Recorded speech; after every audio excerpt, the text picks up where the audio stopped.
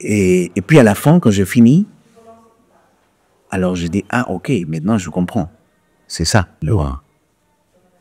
Et dans ça, je recommence. Et là, il y a une deuxième partie qui est beaucoup plus de travail presque physique, dans le sens enlever tout ce qui n'est pas le roman.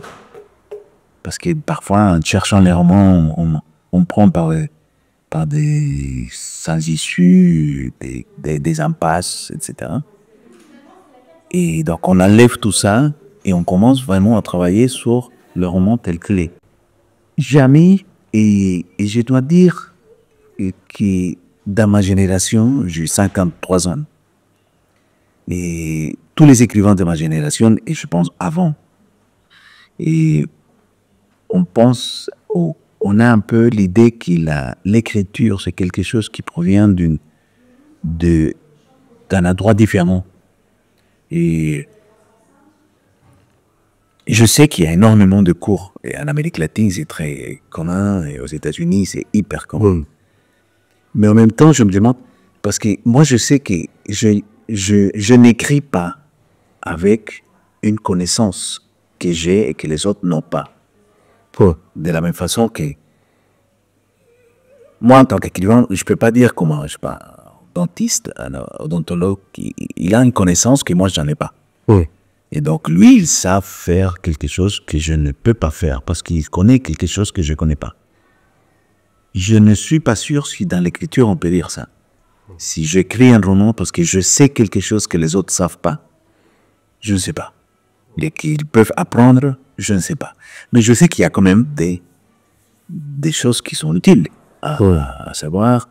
Et surtout, dans les écoles d'écriture, ce que je pense qui est très positif, c'est se rencontrer avec d'autres. Et nous, dans ma génération, d'une certaine façon, on faisait ça intuitivement. Parce qu'il y avait un groupe d'amis qui voulaient écrire aussi et qui faisaient des textes. Et on se réunissait et parfois on lisait et on faisait des commentaires.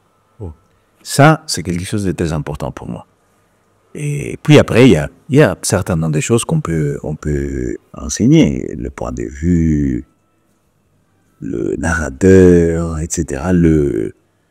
La gestion de la temporalité à l'intérieur d'un roman, le dialogue, l'utilisation des dialogues ou pas, etc. Oui, c'est des choses qui c'est intéressant de développer. Mais la création d'un écrivain a besoin de tout ça, mais je pense que l'existence d'un écrivain a besoin d'autres choses qui sont pas rationnelles. Et que je ne sais pas si on peut enseigner à quelqu'un parce qu'on ne sait même pas ce que c'est. Et qu'est-ce que c'est les talents? Les talents, c'est quelque chose qu'on peut faire naître à l'intérieur de quelqu'un ou pas. C'est des questions, je pense qu'on n'a pas la réponse aujourd'hui. Le talent, c'est quoi? Et est-ce qu'il disparaît? Est-ce on peut le faire naître à l'intérieur de quelqu'un? On peut juste faire des hypothèses. Moi j'ai l'hypothèse que les talents, c'est une espèce de patrimoine qui est contraire au patrimoine normal, parce que quand on a de l'argent, si on l'utilise, ce patrimoine est plus petit. Plus je l'utilise, plus il est petit. Alors que les talents, je pense que c'est le contraire. Plus on l'utilise, peut-être plus il s'élargit. Et si on ne l'utilise pas, peut-être on risque de le perdre, contrairement à d'autres patrimoines physiques. Mais est-ce qu'on peut le faire naître en quelqu'un? Je ne sais pas. Je pense que c'est des questions et qu'on ne peut pas répondre. Et avec la littérature, c'est encore plus difficile que dans d'autres domaines, parce que dans l'art, on doit, voilà, si on fait de la peinture, on doit savoir faire un corps humain. Alors que dans la littérature, c'est difficile parce que on fait de l'art avec quelque chose que tout le monde utilise quotidiennement, c'est le langage. Donc c'est extrêmement visible. Et après, on peut comprendre la génialité d'un auteur, Kafka, pour dire, mais on ne peut pas répéter. On peut comprendre comment ça se passe chez Kafka, mais c'est une connaissance qui ne sert qu'à Kafka. On ne peut pas extraire ça pour l'appliquer sur d'autres. Donc voilà, c'est un matériel extrêmement difficile à traiter, mais oui, je pense qu'il y a des choses qu'on peut quand même enseigner et qui peut-être touchent pas au vrai centre de la création artistique et du talent, mais qui sont importants quand même pour la création d'un écrivain. Moi, je pense qu'il y a deux types d'écrivains. Enfin, il y en a 15 000, mais il y en a deux au début. C'est tout. C'est une première grande division entre deux. Et ceux qui savent qu'est-ce qu'ils vont écrire et ceux qui ne le savent pas. Moi, je fais partie de la deuxième. Donc, je ne sais pas exactement qu'est-ce que je vais écrire, mais je sais plus ou moins qu'est-ce que je vais, d'où je vais partir et vaguement où je vais arriver. Et donc, l'écriture, dans ce cas, c'est la recherche du livre. Donc, écrire, c'est chercher le livre qu'on veut écrire. L'autre, celui qui sait exactement ce qu'il veut écrire, il a déjà fait le processus dans sa tête. Il peut raconter l'histoire avec une bière à la main à un copain dans un bar, avant de l'écrire. Et ensuite, l'écriture, c'est un processus différent, parce que ce qu'il fait, c'est fixer ce qu'il a déjà compris. Donc ça, pour moi, c'est deux équivalents, c'est comme des animaux différents dans le même jardin, complètement différents. Donc moi, je suis le deuxième, celui qui cherche. Donc je dois écrire et la page, enfin, le chapitre 2 avant de faire le chapitre 3. Alors que l'autre, celui qui sait déjà tout, il peut commencer par la fin. Un jour, il travaille sur le chapitre 12, puis après, il fait le deuxième, parce qu'il a déjà un espèce de dessin et de ce qu'il veut faire. Première partie, deuxième partie, troisième partie, papa. Alors que moi, non. Moi, c'est une construction. Et c'est un peu comme faire un mur. Il faut mettre en pierre, puis l'autre, etc. Et puis à la fin, quand j'ai fini, alors je dis, ah ok, maintenant je comprends. C'est ça, le A. Et dans ça, je recommence, et là, il y a une deuxième partie qui est beaucoup plus de travail presque physique, dans le sens enlever tout ce qui n'est pas l'ironie. Parce que parfois, en cherchant les romans, on prend par des sans-issues, des impasses, etc. Et donc, on enlève tout ça et on commence maintenant à travailler sur le roman tel qu'il est. Et c'est un processus de correction, de relecture. Et puis à la fin, j'ai trouvé très utile faire quelque chose qui est un peu irrationnel, mais qui je pense que c'est très utile. Et c'est laisser un peu refroidir le texte, s'éloigner un petit peu, le laisser pendant un mois, des choses comme ça. Et après, imprimer et recopier. Dans un mois. Pendant un mois, je recopie le texte. Et c'est une façon de le reprendre. On fait des corrections beaucoup plus profondes. C'est comme parce que parfois, quand on écrit comme ça, il y a des chapitres qui sont plus larges. Et en fait, on doit trouver une espèce de température dans l'écriture.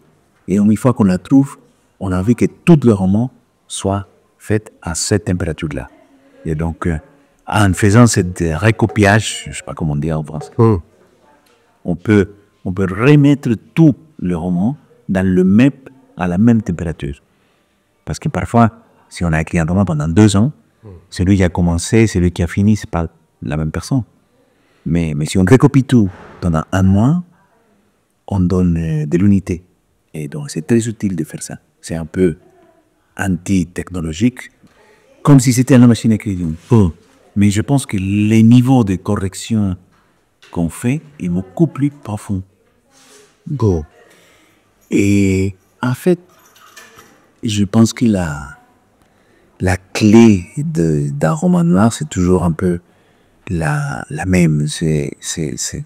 On commence avec une question qui n'a pas une réponse, et on cherche la réponse.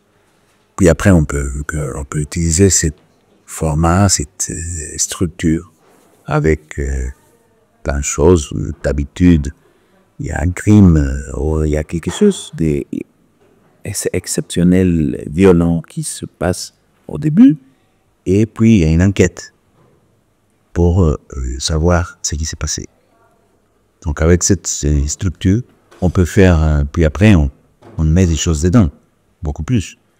Mais ça, c'est la structure classique du roman noir anglo-saxon, on va dire. Et celui de Sherlock Holmes, celui de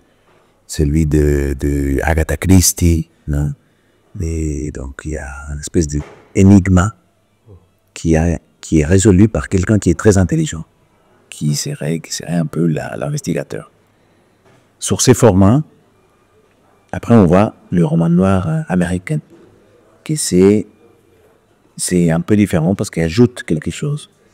Et donc maintenant, l'investigateur n'est plus un homme de la haute société hyper intelligent, mais c'est plutôt quelqu'un marginal, et alcoolique, solitaire. C'est comme Raymond Chandler, Dashiell Hammett, et ces détectives à eux sont pas moralement beaucoup plus en haut que les personnes qu'ils cherchent ou qu'ils poursuivent. Et c'est des romans qui montrent la réalité d'une ville, d'une société. Donc c'est déjà une espèce de regard sociologique vis-à-vis d'une société, ses problèmes. Et donc c'est une littérature qui garde l'idée d'un énigme résolu et une enquête, mais à travers laquelle on peut comprendre ce qui s'est passé dans le ville des années 30, 40 et 50 aux États-Unis. On voyait les problèmes de l'immigration, on voit le problème de la mafia, de l'ascension de la mafia. On voit tout ça dans ces romans, donc c'est un peu comme de la chronique journalistique sur la réalité. Puis après, ça vient vers l'Amérique latine. C'est un peu l'influence que j'ai reçue. En Amérique latine, il y a bien sûr le même cadre, énigme, paquette. Il y a le regard sur la réalité, mais il s'ajoute quelque chose d'autre. Et c'est un peu l'idée d'un engagement. Un engagement qui parfois c'est même politique. Qu'on va raconter ça parce qu'on veut raconter une version des faits qui n'est pas la version officielle. Oui. Et un des grands romanciers du roman noir latino-américain, le Mexicain Paco Ignacio Taibo, il a commencé à faire des romans noirs au Mexique. Et après son expérience d'étudiant, dans laquelle, dans les années 68, il y a eu cette massacre de Tlatelolco, et ça ne se voyait pas sur la presse. On ne voyait pas du tout qu'est-ce qui s'était passé vraiment dans les moyens officiels. Et donc, le roman noir, c'était une façon de restituer. Et c'était une restitution de la mémoire et de la réalité à la réalité elle-même. Et donc, il a utilisé le patron du roman noir américain, mais en ajoutant cette idée un peu de militance. Et c'est ce qui se passait plus ou moins dans toute l'Amérique latine. Et à Cuba, par exemple, il y a Padura, Leonardo Padura, qui utilise et d'une façon un peu différente, parce que lui, il est un policier, et c'est un policier qui lutte même contre la corruption à l'intérieur de la police. Non? Et dans d'autres pays, l'investigateur n'est plus un détective, mais c'est un journaliste. Parce que, voilà, parce que dans l'Amérique latine et presque dans tous les pays, la police n'est pas tout à fait le représentant de la loi et de la tranquillité. C'est plutôt une force qui inquiète la société, plutôt que... Parce qu'il y a de la corruption, il y a de la violence, il y a... Dans d'autres romans noirs, par exemple, à l'Argentine et au Sud, parfois, l'investigateur, c'est un espèce d'ex-combattant. Ex-combattant de la guérilla, par exemple. Ça. Donc, c'est intéressant comment cette idée, dès le début, du roman noir, un énigme, une enquête, quand elle se développe géographiquement dans d'autres réalités, il prend de ces réalités ce qui fait, et au sein, ce que les romans dont le roman a besoin, pardon, pour donner une explication et donner une version de la réalité qui fasse plus compréhensible cette même réalité. Et c'est ce que je fais moi aussi. Dans mes romans, et notamment mon dernier roman, Des hommes noirs, j'utilise deux femmes qui font une enquête, mais c'est des journalistes, c'est pas des détectives. Il y a un procureur qui est un peu à complicité avec elle, c'est un procureur, et deux journalistes, et c'est eux qui font l'enquête. Souvent parce que je crois pas, et dans le roman noir, si on a un détective qui représente la loi comme protagoniste, ça veut dire que quand il connaît la vérité, la loi gagne. Il y a un triomphe de la loi. Et je ne vois pas ça tellement en Colombie. Donc, je préfère que ce soit un journaliste, parce que quand un journaliste connaît la vérité, ça ne veut pas dire que la loi a gagné. Ça veut juste dire que la vérité est exposée devant les yeux de tout le monde. Mais ça ne veut rien dire d'autre. Donc ça, c'est un peu la façon dont je suis arrivé à là où je suis.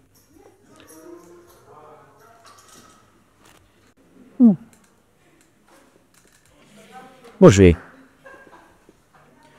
pense que ce qu'il faut, un conseil, ce serait ne faire pas de gros projets. Et si on veut faire des cathédrales, il faut attendre. Il faut d'abord faire une petite église de Provence, à la campagne, une petite église à la campagne. On peut faire une petite église quand on est jeune, quand on commence. Si on veut faire, après, on aura le temps de faire des cathédrales. Mais si on commence au début en voulant faire la cathédrale, on se casse la gueule. Ça, c'est pour moi très important. Donc, le projet doit être pensé à la mesure de force qu'on a. Et il ne faut pas, comme m'a dit une fois Garcia Marquez, soit mon premier roman. Il a dit, bah, tu as écrit un roman, un typique premier roman. Ici, tu croyais que c'était ta seule opportunité. Et tu as dépensé toute l'essence dans le premier 10 kilomètres. Donc, il dit, je ne sais pas si on peut éviter de le faire, mais au moins le savoir, c'est important.